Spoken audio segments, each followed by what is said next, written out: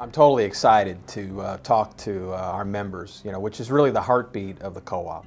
Without members, the co-op is just a family of really neighbors getting together and deciding, hey, we can do something, buy services, or have, in this case, water, sewer, together, and it lowers costs because, again, we're doing this on a non-for-profit basis. Here we're in our 8th week, and I'm sure, like most people, I'm kind of frustrated, wanting to get things back to normal, but yet realize that we're kind of in a really unusual time. And more importantly, too, is understanding that there's a lot of people that are hurting during this time. So we have to really talk about, in my opinion, less about politics, more about compassion and understanding of where people are and how do we meet you, where you are. So a couple things I wanted to cover. Your co-op has made decisions really based in following, state guidance. We back on March 16th, we closed the office to the public. We remote worked all of our office within a day, and that's a testament to our IT department getting us in a position where unknowingly we were already advancing on the cloud. Most of our software and telephone was already cloud-based, so us migrating folks to our team members to safe places really was seamless. So we were thankfully ahead of that because of technology. But since then, we're into week 8. And so at the time we suspended late fees, again following state guidance. We also suspended lock-offs. There was a few members that were locked off. We turned those services back on. And so here we are now in week 8. So what we know today, I'm more bullish today than I was, say, last month, but there are things that we're seeing. We're selling a lot less water.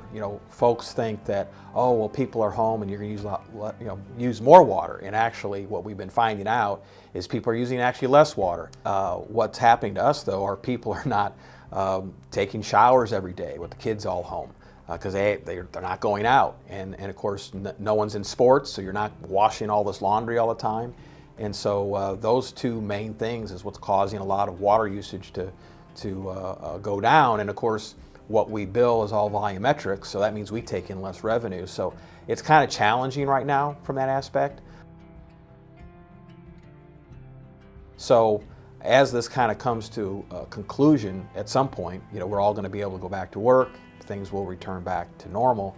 We're going to work with all of our members on a case-by-case basis. How do we handle all this? I mean, I know within some of the political realms, people are said, oh, don't pay your utility bills, don't pay your mortgage, don't pay your rent, that type of thing.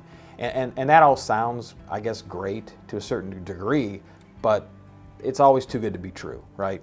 And so in reality, there's nobody going to bail us out. The federal government's not going to bail us out. Again, because we're a co-op and we're member-owned, really it's the reliance upon the member that we're going to have to pull through this. So we're going to work with all of our members that are having difficulties paying their bills to work with them, because that's what we do that anyway. We've had, when you serve over 12,000 members, there's always a family that has either a major medical issue or a loss of job or health or all these types of factors. And so anytime that happens, we've got great people in our customer care, and they're going to help you through those issues. Some things that we're trying to do on our end, most of you guys know that interest rates have plummeted. So we took advantage of that. We are in the process of refinancing almost a third of our debt, which is over $20 million. And it's going to save the members, some $4 million in interest cost over the life of these loans. And so we are taking very proactive steps to refinance, which again is going to make our payments lower in this particular case with the refinance. And it's going to allow us to eliminate or alleviate some of the pressure that we're having with selling less water in this case, or members that are not going to be able to pay us. And it all gets back to cash flow. And so we're trying to take advantage of the situation with lower interest rates. And so we're doing everything that we can because, again, we want to manage the cash flow and get through this all together.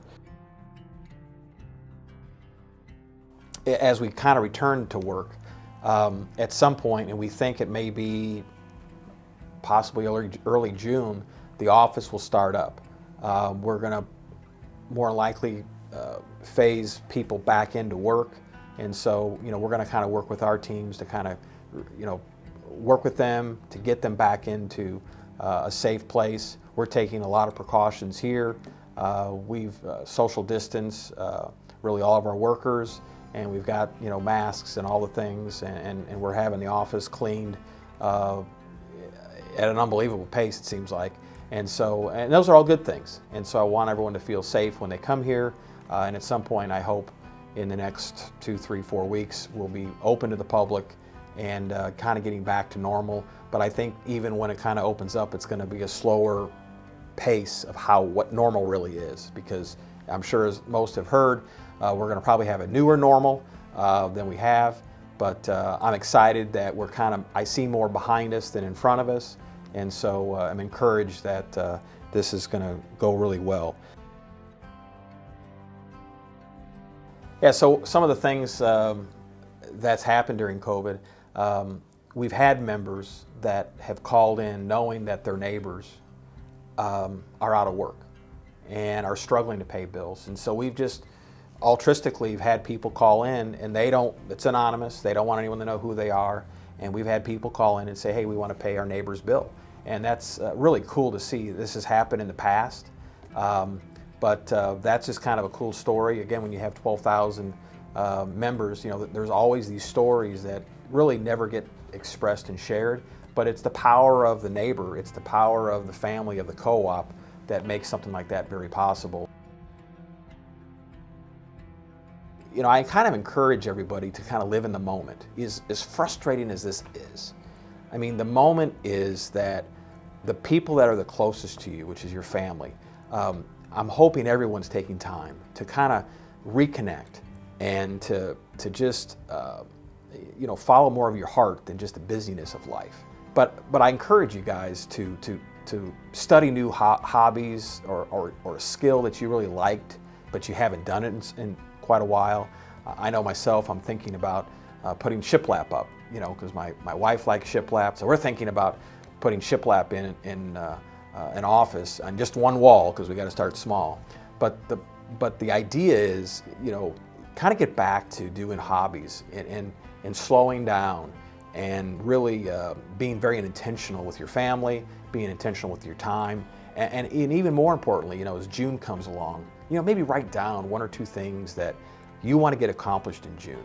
I know for myself, because I've been so busy, there's been so many projects that just never seem to get done because you're just so busy and you're running from here to there. But I think this time is kind of teaching us to be maybe more goal-orientated and being more focused and having clarity as to what's important to you. And I want to thank you for being a member of our co-op, and I appreciate your business.